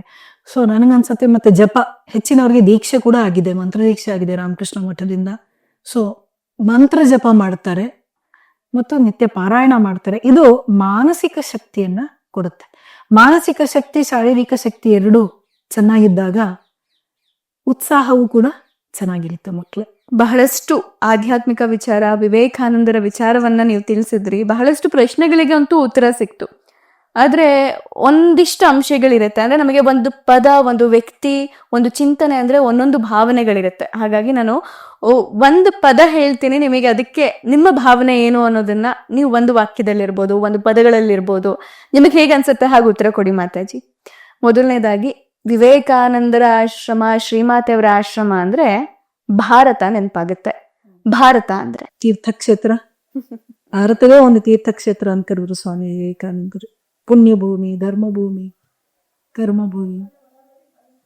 ರಾಮಕೃಷ್ಣರು ಭಗವಂತ, ಭಗವತ್ ಪ್ರಜ್ಞೆ, ಗಾಡ್ ಕಾನ್ಶಿಯಸ್ನೆಸ್ ಅಂತ ಹೇಳ್ತಾರಲ್ಲ, ಅವರ ಇಡೀ ಜೀವನದಲ್ಲಿ 24 ದಿನದ ಪ್ರತಿದಿನದ 24 ಗಂಟೆಗಳನ್ನ ಅವರು ಭಗವತ್ ಪ್ರಜ್ಞೆಯಲ್ಲಿ, ಗಾಡ್ ಕಾನ್ಶಿಯಸ್ನೆಸ್ ಅಲ್ಲಿ ಕಳೆದ್ರು. ಮತ್ತು ಭಗವಂತ ಸತ್ಯ ಅನ್ನೋದನ್ನ ಜಗತ್ತಿಗೆ ತೋರಿಸಿಕೊಟ್ರು. ಕಾಳಿ, ಕಾಳಿ ಮಾತೆ ನಿರ್ಭಯತೆಯ ಪ್ರತೀಕ. ಶ್ರೀಮಾತೆ, ಶ್ರೀಮಾತೆ ಒಳಗೆ ಒಬ್ಬ ಮನುಷ್ಯ ಒಳಗಡೆ ತುಂಬಿಸಿಕೊಂಡಿರುವಂತ ಅಂತಃಶಕ್ತಿಯ ಪ್ರತೀಕ. ಬಾಹ್ಯದಲ್ಲಿ ಅವರ ಜೀವನ ತಾಳ್ಮೆ, ಸಹನೆ, ತ್ಯಾಗ, ವಾತ್ಸಲ್ಯ ಇದರಿಂದ ಕೂಡಿತ್ತು ಅನ್ನೋದು ಗೋಚರ ಆಗುತ್ತೆ. ಆದ್ರೆ ಅದೆಲ್ಲದಕ್ಕೂ ಮುಖ್ಯವಾದ ಕಾರಣ ಏನು ಅಂತ ಹೇಳಿದ್ರೆ, ಅವರ ಒಳಗಿದ್ದಂತಹ ಅಂತಃಶಕ್ತಿ, ಒಳಗೆ ಪ್ರಚಂಡವಾದ ಅಂತಃಶಕ್ತಿಯನ್ನು ಧರಿಸಿಕೊಂಡಿತ್ತು. ಯೂತ್ಸ್, ಅಪಾರವಾದ ಸಾಧ್ಯತೆಗಳಿರೋದು ಯುವಕರಿಗೆ. ಅಪಾರವಾದ ಸಾಧ್ಯತೆ, ಅನಂತವಾದ ಸಾಧ್ಯತೆ ಅಂತ ಹೇಳಿದ್ರೆ ಯೌವನ. ಆಧ್ಯಾತ್ಮ, ಅಧ್ಯಾತ್ಮ ಪ್ರತಿಯೊಬ್ಬ ಮನುಷ್ಯನ ಕೊನೆಯ ಗುರಿ. ಕೊನೆಯ ಗುರಿ ಆಗ್ಬೇಕಾ, ಅದು ಮೊದಲ ಗುರಿ ಆಗ್ಬೇಕಾ ಮಾತಾಜಿ? ಕೊನೆಯ ಹಂತದಲ್ಲಿ ಮನುಷ್ಯರಲ್ಲಿ ಬರೋದಕ್ಕೆ ಸಾಧ್ಯ ಆಗೋದು. ಅಧ್ಯಾತ್ಮ ಮೊದಲನೇ ಗುರಿ ಆದ್ಮೇಲೆ ಮತ್ತಿನ್ನೇನು ಗುರಿ ಇರೋದಕ್ಕೆ ಸಾಧ್ಯ ಇಲ್ಲ. ಮತ್ತೆ ನಾವು ಅಲ್ಲಿಂದ ಇಳಿಬೇಕಾಗುತ್ತೆ ಕೆಳಗಡೆ. ಇದು ಕೊನೆಯ ಗುರಿ ಆದ್ರಿಂದ ಈ ಸಾಮಾನ್ಯವಾಗಿ ಆಧ್ಯಾತ್ಮಿಕ ಜೀವನದಲ್ಲಿ ಭೋಗ ಮುಗಿದ ಮೇಲೆ ಯೋಗ ಅಂತ ಹೇಳ್ತಾರೆ. ಹಾಗಾಗಿ ಅದು ಕೊನೆಯ ಹಂತವೇ. ನಿವೇದಿತ, ಮಹಾತ್ಯಾಗ ಒಂದು. ಎರಡನೇದು ಅವಳ ಪ್ರಚಂಡವಾದಂತಹ ಆತ್ಮಶ್ರದ್ಧೆ. ಇಂದಿನ ಸಮಾಜ, ಇಂದಿನ ಸಮಾಜದಲ್ಲಿ ಎರಡು ರೀತಿಯ ಸಮಾಜ ಹೋಗ್ತಾ ಇರೋದನ್ನ ಕಾಣ್ತಾ ಇದ್ದೀವಿ. ಒಂದು ಕಡೆ ಭಾರತೀಯತೆ ಕಡೆಗೆ ಹಿಂದಿರುತ್ತಾ ಇರುವಂತ ಸಮಾಜವನ್ನು ಕಾಣ್ತಾ ಇದ್ದೀವಿ.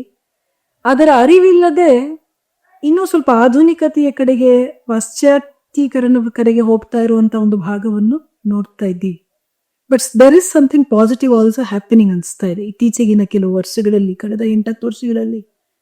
ಏನದು resurgence of Indian values, resurgence of pride and Indian thoughts, ಇದು ಕೂಡ ಬರ್ತಾ ಇದೆ. ಇದು ಕಡಿಮೆ ಇರ್ಬೋದು, ಬಟ್ ಇದರ ಪರಿಚಯ ಇಲ್ಲ. ಇನ್ನೂ ಸ್ವಲ್ಪ ಇದನ್ನ ಮರೆತು ಬದುಕ್ತಾ ಇರುವವರು ಕೂಡ ಎರಡು ತರದಲ್ಲಿ ಇದ್ದಾರೆ. ಮಾತಾಜಿ, ಈ ಆಶ್ರಮದಲ್ಲಿ ಸ್ವತಃ ಕಾಳಿ ಮಾತಾ ಇದ್ದಾರೆ, ದಿವ್ಯತ್ರಯರಿದ್ದಾರೆ, ಹಲವಾರು ಜನ ಯುವತಿಯರಿದ್ದಾರೆ, ವಿದ್ಯಾರ್ಥಿನಿಯರಿದ್ದಾರೆ, ಅದ್ಭುತವಾದ ಪರಿಸರ ಇದೆ. ಈ ಆಶ್ರಮದ ಮೂಲಕ ಯಾವ ರೀತಿಯ ಸೇವೆಗಳಾಗ್ತಿದೆ, ಕ್ಷೇತ್ರವಾರು ಸೇವೆಗಳು ಯಾವ ರೀತಿ ಆಗ್ತಾ ಇದೆ, ಯಾವ್ಯಾವ ಕ್ಷೇತ್ರದಲ್ಲಿ ನೀವು ಸೇವಾ ಕಾರ್ಯವನ್ನ ಮಾಡ್ತಿದ್ದೀರಾ ಅಂತ? ಸ್ವಾಮಿ ವಿವೇಕಾನಂದರ ಮುಖ್ಯವಾದಂತಹ ಸಂದೇಶ ಮತ್ತು ಅವರ ಜೀವನದ ಉದ್ದೇಶ ಕೂಡ ಮನುಷ್ಯ ನಿರ್ಮಾಣ ಅಂತ ಅವರು ಹೇಳ್ತಾರೆ. Man making is my mission ಅಂತ ಹೇಳಿ. ಸೊ ನಮ್ದು ಹಲವಾರು ಚಟುವಟಿಕೆಗಳು ಮನುಷ್ಯ ನಿರ್ಮಾಣದ ದೃಷ್ಟಿಯಿಂದ. ಈಗ ವಿದ್ಯಾರ್ಥಿನಿಯರು, ಇಲ್ಲಿ ಬೆಳೀತಾ ಇರುವಂತ ವಿದ್ಯಾರ್ಥಿನಿಯರು ಇರ್ಬೋದು, ಸ್ವಯಂ ಸೇವಕರು ಇರ್ಬೋದು. ಇದಲ್ಲದೆ ನಾವು ಶಾಲಾ ಕಾಲೇಜುಗಳಿಗೆ ಹೋಗಿ ನಿರಂತರ ಭೇಟಿ ಕೊಟ್ಟು, ವಿಶೇಷವಾಗಿ ಮಾಗಡಿ ತಾಲೂಕಿನಲ್ಲಿ ಹೆಚ್ಚಿನ ಶಾಲೆಗಳಿಗೆ ನಾವು ಹೋಗ್ತಾ ಇರ್ತೀವಿ. ಬೆಂಗಳೂರಲ್ಲೂ ಕೂಡ ನಮ್ಮ ಆಶ್ರಮ ಇರೋದ್ರಿಂದ ಅಲ್ಲಿ ಕೂಡ ಹಲವಾರು ಶಾಲಾ ಕಾಲೇಜುಗಳಿಗೆ ಹೋಗಿ ನಿರಂತರ ಸ್ವಾಮಿ ವಿವೇಕಾನಂದರ ಸಂದೇಶಗಳನ್ನ ತಲುಪಿಸುವಂಥದ್ದು. ವಿವೇಕಾನಂದರ ಸಂದೇಶ ಅಂತ ಹೇಳಿದ್ರೆ ಮತ್ತೆ ಅಲ್ಲಿ ವ್ಯಕ್ತಿತ್ವ ವಿಕಸನ ಒಂದು. ಎರಡನೇದು ದೇಶವನ್ನ ಯಾವ ರೀತಿಯಲ್ಲಿ ಅರ್ಥ ಮಾಡ್ಕೋಬೇಕು, ಅಧ್ಯಯನ ಮಾಡಬೇಕು, ದೇಶದ ಬಗ್ಗೆ ಪ್ರೀತಿಸಬೇಕು ಅನ್ನೋ ವಿಚಾರಗಳು ವಿಶೇಷವಾಗಿ. ಮತ್ತು ಶಿಕ್ಷಕರಿಗೆ ಹಲವಾರು ಕಾರ್ಯಕ್ರಮಗಳನ್ನ ನೆರವೇರಿಸ್ತಾ ಇರ್ತೀವಿ. ನಮ್ಮ ಈ ಮಾಗಡಿಯ ಈ ಪೋಲೋಹಳ್ಳಿ ಆಶ್ರಮದಲ್ಲಿ ಈಗ ಏನು ಒಂದು ಮಕ್ಕಳ ಶಿಬಿರ ನಡೀತಾ ಇದೆಯೋ ಹಾಗೆ ಶಿಕ್ಷಕರಿಗೂ ಕೂಡ 2 ದಿನದ ಅಥವಾ 3 ದಿನದ ವರ್ಕ್ಶಾಪ್ಸ್ ಮಾಡ್ತಾ ಇರ್ತೀವಿ. ಸೊ ಶಿಕ್ಷಕರು ಮಕ್ಕಳನ್ನ ಯಾವ ರೀತಿಯಲ್ಲಿ ಬೆಳೆಸ್ಬೇಕು ಅಥವಾ ಶಿಕ್ಷಣ ಕೊಡ್ಬೇಕಾದ್ರೆ ಅವ್ರಿಗೊಂದು ಮೋಟಿವೇಶನ್ ಬೇಕಲ್ಲ. ಸೊ ಮೋಟಿವೇಶನಲ್ ವರ್ಕ್ಶಾಪ್ ಶಿಕ್ಷಕರಿಗೋಸ್ಕರ ನಾವು ಮಾಡ್ತಾ ಇರ್ತೀವಿ. ಇದು ಶಿಕ್ಷಣ ಕ್ಷೇತ್ರಕ್ಕೆ ವಿಶೇಷವಾಗಿ ಸಂಬಂಧಪಟ್ಟ ಹಾಗೆ. ಇದಲ್ಲದೆ ನಮ್ಮ ಆಧ್ಯಾತ್ಮಿಕ ಧಾರ್ಮಿಕ ಕಾರ್ಯಕ್ರಮಗಳು ನಿರಂತರ ನಡೀತಾ ಇರುತ್ತೆ. ಎಲ್ಲ ಉತ್ಸವಗಳ ಆಚರಣೆಗಳು, ದಿವ್ಯತ್ವದ ಜಯಂತಿ ಉತ್ಸವಗಳು, ಪೂಜೆ, ಹೋಮ, ಇದೆಲ್ಲ ಒಂದು ಭಾಗ. ಇನ್ನು ಆಧ್ಯಾತ್ಮಿಕ ಶಿಬಿರಗಳು ಕೂಡ ನೆರವೇರಿಸ್ತೀವಿ. ಭಕ್ತರು ಬಂದು ಇಲ್ಲಿ ಕೆಲವು ದಿನ ಇದ್ದು ಅವರಿಗೋಸ್ಕರ ಆಧ್ಯಾತ್ಮಿಕ ಶಿಬಿರಗಳು, ಭಕ್ತ ಸಮ್ಮೇಳನಗಳು, ಸತ್ಸಂಗಗಳು, ಭಜನೆ ಕಾರ್ಯಕ್ರಮಗಳು, ಇದು ಭಕ್ತರಿಗೋಸ್ಕರ ನಾವು ನಡೆಯುವಂಥ ಕಾರ್ಯಕ್ರಮಗಳು. ಇದಲ್ಲದೆ ವಿಶೇಷವಾಗಿ ನಾವು ಮಾಡೋದು ಸೇವಾ ಚಟುವಟಿಕೆಗಳು.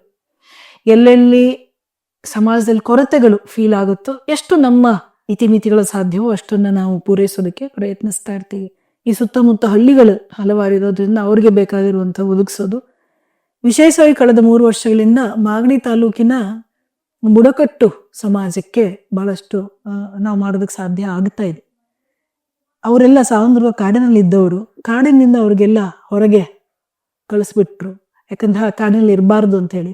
ಬಟ್ ಅವ್ರಿಗೆ ಸ್ವಂತ ಜಮೀನಿಲ್ಲ, ಜಾಗ ಇಲ್ಲ, ಸುಮ್ಮನೆ ಎಲ್ಲೋ ಒಂದಷ್ಟು ಜಾಗದಲ್ಲಿ ಇರ್ತಾರೆ. ಬೇಕಾದಷ್ಟು ಬಡತನ ಇದೆ. ಇನ್ನೂ ಎಷ್ಟೋ ಸಣ್ಣ ಹಳ್ಳಿಗಳು ಕೇವಲ ಗುಡಿಸಲುಗಳಲ್ಲೇ ಇದ್ದಾರೆ ಅವರು. ಸೊ ಅಂಥವ್ರಿಗೆ ಮಕ್ಕಳಿಗೆ ಏನೇನು ವ್ಯವಸ್ಥೆ ಬೇಕು, ಅಥವಾ ಅವ್ರಿಗೆ ಕೆಲವು ಸತಿ ಮಳೆಗಾಲಗೋಸ್ಕರ ಟಾರ್ಪಾಲ್ಗಳನ್ನು ಕೊಡಿಸಿದ್ವಿ. ಪಾತ್ರೆ, ಸಾಮಾನು, ಬಟ್ಟೆಗಳು, ಪುಸ್ತಕಗಳು, ಬ್ಯಾಗ್ಗಳು, ಪ್ರಾವಿಷನ್ಸ್. ಈಗ ಇಲ್ಲಿ ಬಂದಿರುವಂತ ನಮ್ಮ ಮಕ್ಕಳ ಶಿಬಿರ ನಡೀತಾ ಇದೆಯಲ್ಲ, ಈ ಮಕ್ಕಳನ್ನೆಲ್ಲ ನಾವು ಮುಂದಿನ ಗುರುವಾರ ಅಲ್ಲಿ ಕರ್ಕೊಂಡು ಹೋಗ್ತಾ ಇದೀವಿ. ಒಂದು ಹಳ್ಳಿ ಅವ್ರ ಕೈಯಲ್ಲೇ ಕೊಡ್ಸೋಣ ಅಂತ ಹೇಳಿ. ಅಲ್ಲಿ ಎಲ್ಲ ಬಡವರಿಗೆ ಒಂದಷ್ಟು 1-2 ತಿಂಗಳಿಗೆ ಆಗುವಷ್ಟು ಪ್ರಾವಿಷನ್ಸು, ಬ್ಲಾಂಕೆಟ್ಸು, ಆ ಥರದ್ದೆಲ್ಲ ಕೊಡಿಸ್ತಾ ಇದೀವಿ. ಸೊ ಇದು ನಮ್ಮ ವಿಶೇಷವಾದಂಥ ಸೇವಾ ಚಟುವಟಿಕೆಗಳು. ಇದಲ್ಲದೆ ಸ್ಕಾಲರ್ಶಿಪ್ಸ್ ಕೊಡ್ತೀವಿ. ಸ್ವಚ್ಛತಾ ಕಾರ್ಯಕ್ರಮಗಳನ್ನ ಇಲ್ಲಿ ಮಾಗಡಿ ಸುತ್ತಮುತ್ತ ಕೆಲವು ದೇವಸ್ಥಾನಗಳಲ್ಲೆಲ್ಲ ನೆರವೇರಿಸಿದ್ದೀವಿ. ಮತ್ತು ವಿಶೇಷವಾಗಿ ನಿಮ್ ಗಮನಕ್ಕೆ ತರೋದಕ್ಕೆ ಇಷ್ಟಪಡೋದು ಏನಂದ್ರೆ, ಇದು ಈಗ ನಾವು ಕಳೆದ ವರ್ಷ ಅಷ್ಟೇ ನಮ್ಮ ಆಶ್ರಮದ 25 ವರ್ಷಗಳು ಪೂರ್ಣಗೊಂಡು ನಾವು ರಜತ ಮಹೋತ್ಸವನ ಆಚರಣೆ ಮಾಡ್ತಾ ಇದೀವಿ. ಸೊ ಈ ಪ್ರಯುಕ್ತ 25 ಕಾರ್ಯಕ್ರಮಗಳನ್ನ ನಾವು ಹಾಕೊಂಡಿದೀವಿ. ಒಂದೊಂದು ಕಾರ್ಯಕ್ರಮವೂ ಕೂಡ 25 ಸಂಖ್ಯೆ. So 25 × 25 625 programmes. ಸೊ ಅದು ನೆರವೇರ್ತಾ ಇದೆ. ಕಳೆದ 1 ವರ್ಷದಿಂದ ಮುಂದುವರಿತಾ ಇದೆ. ಇನ್ನೂ 1 ವರ್ಷ ಆದ್ಮೇಲೆ ಮುಂದಿನ ವರ್ಷ ಒಂದು ಬೃಹತ್ ಕಾರ್ಯಕ್ರಮ ಆಯೋಜನೆ ಮಾಡಿದೀವಿ. ಅದಕ್ಕೋಸ್ಕರನೇ ಅಲ್ಲಿ ನೀವು ತಯಾರಿ ನೋಡೋದು. ಅದು ಸಹಸ್ರ ಚಂಡಿ ಯಾಗ ಅಂತೀವಿ. 5 ದಿನಗಳ ಒಂದು ಬೃಹತ್ ಕಾರ್ಯಕ್ರಮ. ಕರ್ನಾಟಕದಾದ್ಯಂತ ಎಲ್ಲ ಸಾಧುಗಳು, ಭಕ್ತರು ಬಂದು ಭಾಗವಹಿಸುವಂತ ಒಂದು ದೊಡ್ಡ ಕಾರ್ಯಕ್ರಮ. ಸೊ ಭವತಾರಿಣಿ ಆಶ್ರಮ 25 ವರ್ಷಗಳ ಯಶಸ್ವಿ ಸೇವೆಯನ್ನ ಶ್ರೀಮಾತೆಯವರ ಕೃಪೆಯಿಂದ ಪೂರ್ಣಗೊಳಿಸಿದೆ ಅಂತ ಕೂಡ ಹೇಳೋದಕ್ಕೆ ಇಷ್ಟಪಡ್ತೀನಿ. ಜೀವನವನ್ನ ಎಲ್ಲರೂ ಜೀವಿಸ್ತಾರೆ, ಆದ್ರೆ ಯಾವ ರೀತಿ ಜೀವನ ಮಾಡಿದ್ವಿ ಅನ್ನೋದು ಬಹಳ ಮುಖ್ಯ ಆಗುತ್ತೆ. ಸ್ವಂತಕ್ಕೋಸ್ಕರ ಎಲ್ಲರೂ ಬದುಕ್ತಾರೆ, ಆದ್ರೆ ಸಮಾಜಕ್ಕೋಸ್ಕರ ಹೇಗೆ ಬದುಕಬೇಕು ಅನ್ನೋದನ್ನ ಮಾತಾಜಿ ನಮಗೆ ಅವರ ಬದುಕಿನ ಮೂಲಕ ತೋರಿಸ್ಕೊಟ್ಟಿದ್ದಾರೆ. ಸುಮಾರು ಜನ ನಾವು ಮಾತಾಡ್ತೀವಿ ಹೀಗ್ ಬದುಕಬೇಕು ಹಾಗೆ ಬದುಕಬೇಕು ಅಂತ, ಆದ್ರೆ ಮಾತಾಡ್ದಂಗೆ ಬದುಕೋದಿದೆ ಅಲ್ಲ, ಅದು ಈ ಸಮಾಜದಲ್ಲಿ ಬಹಳ ಮುಖ್ಯ. ಬಹಳ ಮುಖ್ಯವಾಗಿ ಒಂದು ಹೆಣ್ಣು ಆಧ್ಯಾತ್ಮಿಕ ಜೀವನವನ್ನ ಆರಿಸ್ಕೊಂಡ ಮೇಲೆ ಆಕೆ ಹೇಗೆ ಪರಿಶುದ್ಧಳಾಗಿ ತಾನು ನಿಂತು ತನ್ನೊಂದಿಗಿರುವವರ ಎಲ್ಲರನ್ನೂ ಕೂಡ ಅದೇ ದಾರಿಯಲ್ಲಿ ಕರ್ಕೊಂಡು ಹೋಗುವಂತಹ ಮನಸ್ಥಿತಿ ಇದೆ ಅಲ್ಲ. ಆಧ್ಯಾತ್ಮ ಅಂದ್ರೆ ಆ ಭಗವಂತನಿಗೆ ಕನೆಕ್ಟ್ ಆಗೋದು ಅಂತ ನಮಗೆಲ್ರಿಗೂ ಗೊತ್ತಿದೆ. ಆದ್ರೆ ಭಗವಂತನೊಂದಿಗೆ ಕನೆಕ್ಟ್ ಆಗೋದ್ರ ಜೊತೆಗೆ ರಾಷ್ಟ್ರ ಸೇವೆ ಹೇಗ್ ಮಾಡ್ಬೇಕು, ರಾಷ್ಟ್ರ ನಿರ್ಮಾಣ ಹೇಗ್ ಮಾಡ್ಬೇಕು, ಸೇವಾ ಕಾರ್ಯಗಳು ಹೇಗಿರ್ಬೇಕು, ಇಂದಿನ ಯುವತಿಯರನ್ನ ಯಾವ ರೀತಿ ನಾನು ಬದುಕಿಸ್ಬೇಕು ಅನ್ನೋದನ್ನ ತಾವು ಬದುಕುವ ಮುಖಾಂತರ ತಮ್ಮ ಗುರುಗಳ ಆಜ್ಞೆ ಅಂತೆ, ತಮ್ಮ ಗುರುಗಳು ಯಾವ ರೀತಿ ಬದುಕಿದ್ರು ಅನ್ನೋದನ್ನು ಅವ್ರು ಹೇಳ್ತಾ ತಾವ್ ಯಾವ ರೀತಿ ಬದುಕಬೇಕು ಅನ್ನೋದನ್ನು ಕೂಡ ತೋರಿಸ್ಕೊಟ್ಟಿದ್ದಾರೆ. ಇದಾಗಿತ್ತು ಈ ಹೊತ್ತಿನ ವಿಶೇಷ. ಧನ್ಯವಾದ. ರಾಷ್ಟ್ರ ದೇವೋಭವ.